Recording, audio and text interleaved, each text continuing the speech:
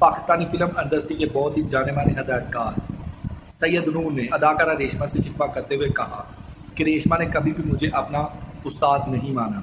हाल ही में सैयद नूर ने एक पॉडकास्ट में शिरकत की जहां उन्होंने रेशमा से शिकवा और गिला करते हुए कहा कि रेशमा को फिल्म इंडस्ट्री में मुतारफ मैंने करवाया।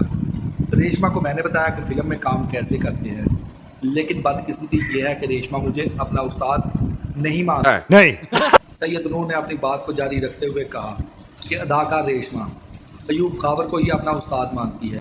इस बात का मुझे ज़रा भी दुख नहीं कि वो अयूब खावर को अपना उस्ताद क्यों मानती है। अदाकारा रेशमा को मैंने फ़िल्म इंडस्ट्री में मुतारफ़ करवाया, इस बात की मुझे बहुत ज़्यादा खुशी है। अदाकारा रेशमा बहुत ही ज़हीन और टैलेंटेड अदाकारा है। इसके पहनावे और शख्सियत को मैंने मज़ीद निखारा और दुनिया के सामने लेकर आया। रेशमा की अदाकारी के बारे में बात करते हुए सैयद नूर ने कहा कि मुझे नहीं पता कि रेशमा काम क्यों नहीं कर रही या हदायतकार रेशमा को कास्ट क्यों नहीं कर रहे।